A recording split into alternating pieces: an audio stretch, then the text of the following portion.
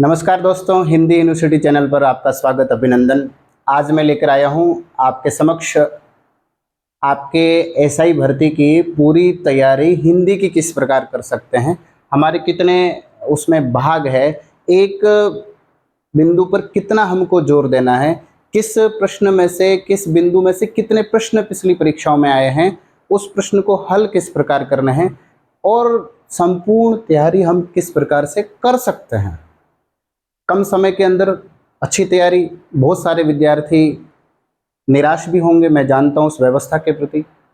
व्यवस्था तो अभी भी वही है लगभग। हमारे उधर जालोर के बच्चों को अपना संभाग नहीं दे करके उदयपुर संभाग दिया है, यानी व्यवस्था में कहीं न कहीं अभी भी शंकाएं उत्पन्न होती। लेकिन मैं क्या कर सकता हूँ, मैं अपना बेस्ट कैसे दे सकता हूँ, बाकी सब ईश्वर पर छोड़ देना है। मैं अपने हिसाब से कितने बिंदु की कितनी अच्छे से तैयारी कर सकता हूँ, इस पर हम आज बात करेंगे। निश्चित रूप से ईश्वर सब अच्छा करेगा, ऐसी आप सबको शुभकामना है। इसमें से मैंने पूरे इस जो आपका एसआई का सिलेबस है उसको मैंने यहाँ बांटा है और टोटल मुझे दिख रहे हैं कि आपके पास में 38-39 के आसपास बिंदु है। ये सब जोड़ेंगे ना, वाक्य रचना, शब्द शुद्धि, तत्सम, संधि, समास, उपसर्ग, प्रत्यय, ये कुल 38 से 39 के आसपास ऐसे समथिंग बिंदु है। आप 40 भी मान लें, 40 बिंदु है, 100 प्रश्न है, 200 नंबर का है। कितने बिंदु? 40, 100 प्रश्न, 200 नंबर का, यानी एक बिंदु से आप लगभग 2.5 प्रश्न मान सकते हैं। यानी 2.5 तो नहीं हो पाएंगे, किसी से 2 आएंगे, किसी से 3 आएंगे, किसी से 1 आएगा, किसी से 5 भी आएंगे, 4 भी आएंगे, लेकिन औसतन अपना ये पड़ता है। अब इसमें से आपके पास में ऐसे बिंदु होंगे जिस पर आपको कोई जानकारी नहीं है, जीरो है।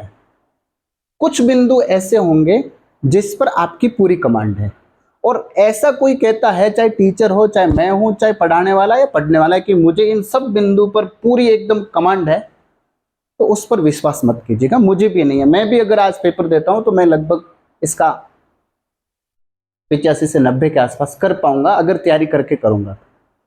क्योंकि हिंदी की शब्दावली, हिंदी के शब्द, हिंदी का शब्दकोश बहुत विस्तृत है, तो हम कहीं न कहीं उसमें उलझ जाते हैं, इसलिए उसमें चिंता नहीं करना।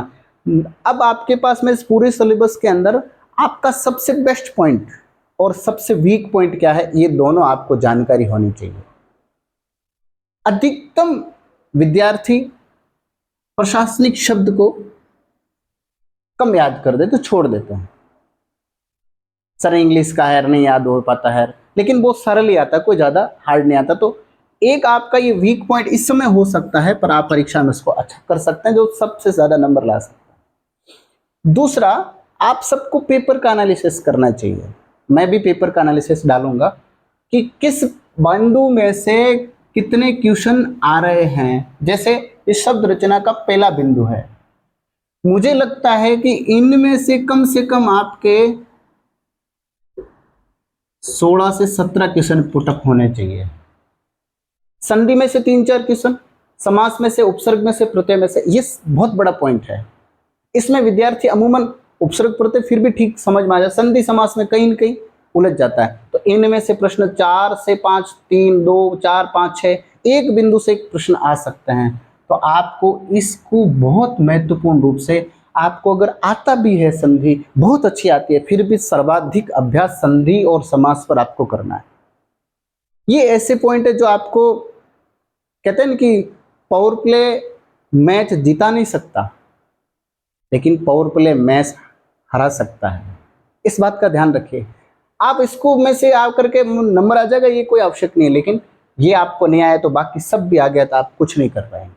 इसलिए ये जो पॉइंट है, इस बिंदु को, उपबिंदुओं को इतने अच्छे से याद कर लेना है। उपसर्ग है तो उसके अर्थ क्या है, प्रत्यय तो उसका अर्थ क्या है, शब्द के अर्थ भी हैं, उसको भी याद करना है। हम आगे की क्लासों में इन पर बात करेंगे। संज्ञा, सर्वनाम, विशेषण, क्रिया विशेषण। अब समस्या आती है यहां पर,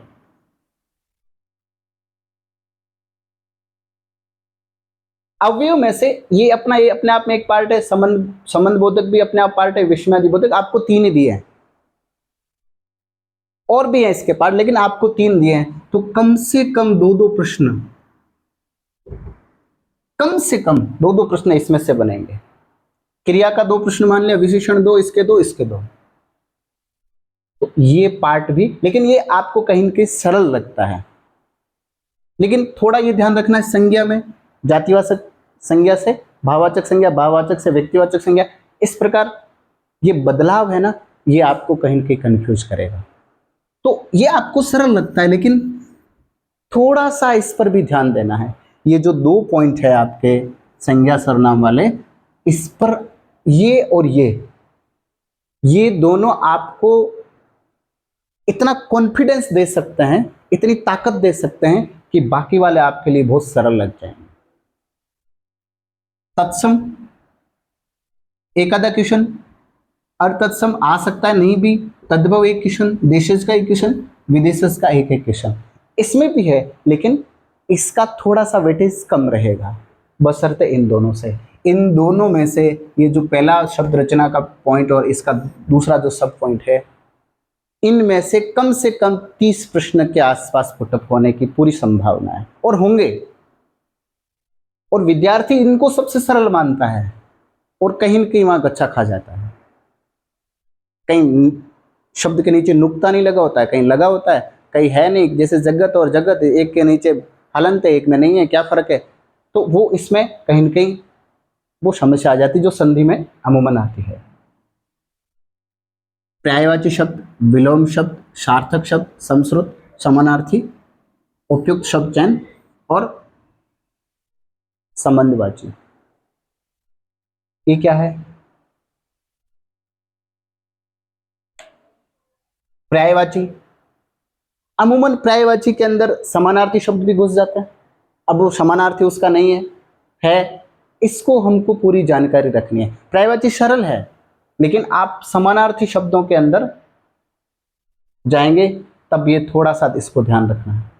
विलोम शब्द में ध्यान ये रखना है कि जैसा शब्द संस्कृत का शब्द है तो उसको संस्कृत में कन्वर्ट करना है, संस्कृत वाले को तद्भव में नहीं करेंगे।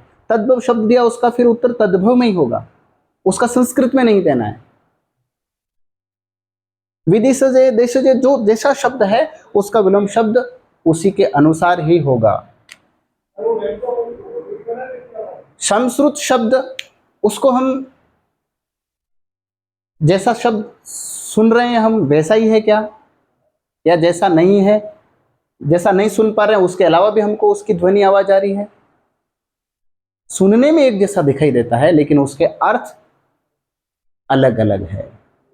समानार्थी शब्द बहुत सारे, जैसे अंक है, अंक का संख्या तो अंक बोध भी होता है, ये बिनार्थक हो गए, लेकिन उसका उपयोग कहाँ हो रहा है उस पर ध्यान देना है। फिर आप देखिए शब्द शुद्धि,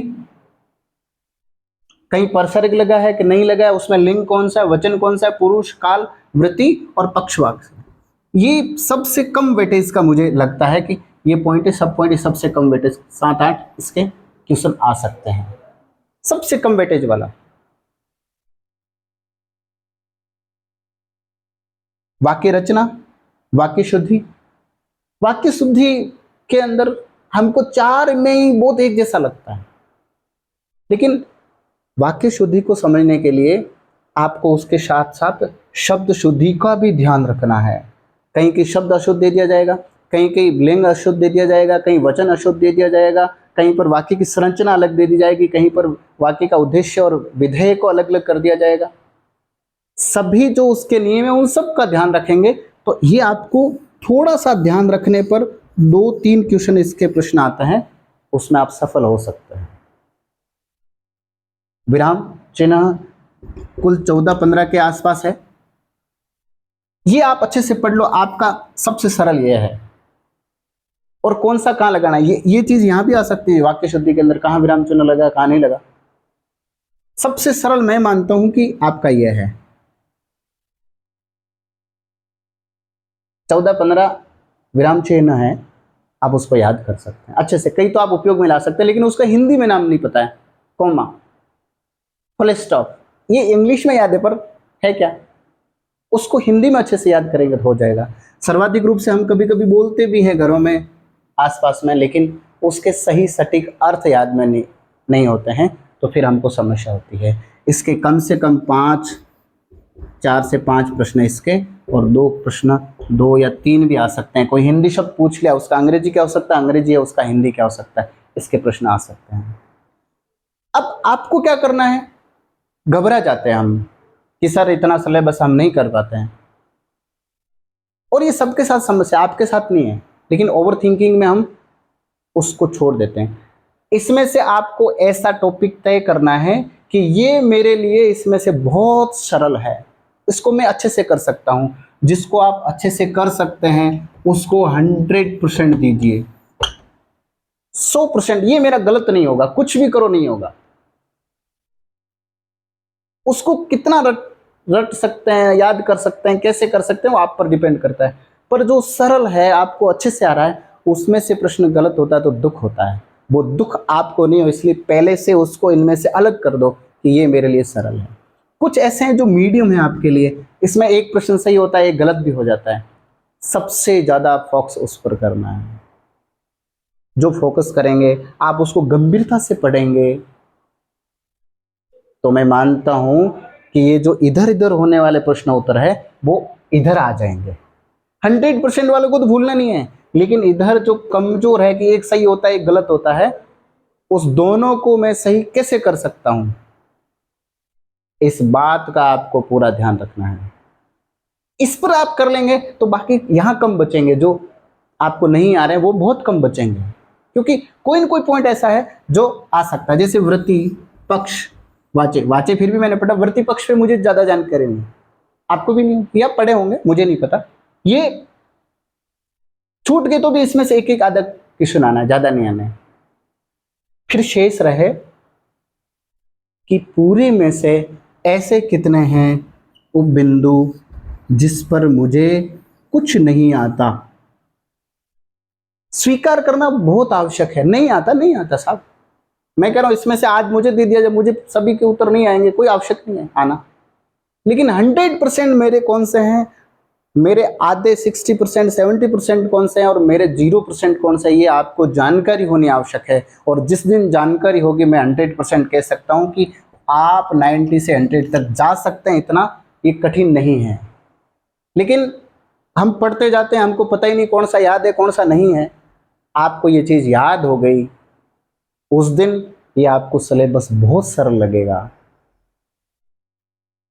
और इनमें से प्रश्न कैसे परीक्षाओं में आए, वो पैटर्न पूरा बदल गया है। अब वाक्य में पूछ लिया, वाक्य में कौन सा क्या है, समास के अंदर पूरा ही बदल जाता है। वाक्य में शब्द दे रखा है, नीचे उसका अर्थ अलग निकल जाएगा। संधि के अंदर इतने शब्द आ गए हैं कि आप उसकी संधि कभी देखी नहीं है, क्योंकि हमारी वोकेबलरी उसके बाद बढ़ी नहीं, हम तो इंग्लिश की ओर चले गए। तो फिर समस्या होती, सर ये तो शब्द था ही नहीं, हम कहाँ जाए। तो आपको बदले हुए पैटर्न के अनुसार पेपर को भी मिलाना है, अभ्यास करना अधिकतम। तीसरी चीज सबसे ज्यादा मैं आजकल विद्यार्थियों में देखता हूं, शेयर नहीं करते, किसी को कहते नहीं है ये प्रश्न कैसे है। अरे आप जितना शेयर करोगे, जितना बोलोगे, जितना संवाद करोगे, उतना ही ज्यादा याद होगा आपको। मैं उसको नहीं बताने से नुकसान आपको ही, उसको तो नहीं, उसको तो वैसे आप नहीं बता, नहीं आ रहा होगा, लेकिन आपको आ रहा था, वो भूल तो नहीं गए, इसका भी ध्यान रखना है। तो मैं ऐसा मानता हूं कि ये क्लास आपको बहुत अच्छी लगी होगी। आपको अगर ये क्लास ठीक लगी है तो मैं इन सबको एक एक करके आपको एक एक टॉपिक आपके सामने रखूंगा, और कौन सा किस दिन पढ़ना, आज के बाद में जो आपके सितंबर में एग्जाम होने वाले हैं, तो हर एक दिन कुछ न कुछ नया टॉपिक लेकर के आपसे बात करेंगे। बस आपको एक इतना सा करना है कि इन सब का एक दिनचर्या के अनुसार, यानी कल 30 हो गई, तो 30 तारीख को मैं कौन सा टॉपिक पढ़ूंगा, कौन सा टॉपिक 31 को पढ़ूंगा, कौन सा 1 को पढ़ूंगा, ऐसा इस पूरे सिलेबस को 15 दिन के अंदर बांट करके एक बार पढ़ लीजिए। उसको दूसरी बार पढ़ने के लिए वापस लाल पेन से टिक किया, एक बार पढ़ा, दूसरा बार आसमानी से किया, तीसरा बार ब्लैक से किया, तो आप निश्चित हो जाएंगे कि ये टॉपिक मेरे क्लियर है, और इसको मैंने 3 बार 4 बार इसको रिपीट कर लिया है, पढ़ लिया है। तो आपको कॉन्फिडेंस आएगा, और वो कॉन्फिडेंस आपको सक्सेस तक ले जाएगा। आप आत्मविश्वास के साथ कह सकेंगे कि हाँ मैंने उस अनुसार किया है। आज का वीडियो आपको कैसा लगा अगर बहुत अच्छा लगा तो मैंने कहा कि संवाद करना ज़रूरी है, शेयर करना आवश्यक है। इसको शेयर कीजिए ताकि मुझे मोटिवेशन मिले। मैं नया नया अभी वीडियो क्रिएट कर रहा हूँ। आप अगर सपोर्ट करेंगे तो निश्चित रूप से अच्छे वीडियो आप तक आएंगे। आपसे मैं इतना सा मांगता हूँ कि जब सब्सक्राइब करने की और शेयर, लाइक, कमेंट करने की बात आती है उसमें कंजूसी मत कीजिए। मैं निश्चित रूप से आप तक वो बातें पहुँचाऊँगा जो आपने उस विस्तृत शब्दावली के साथ नहीं सुनी होगी। बहुत धन्यवाद। Thank you.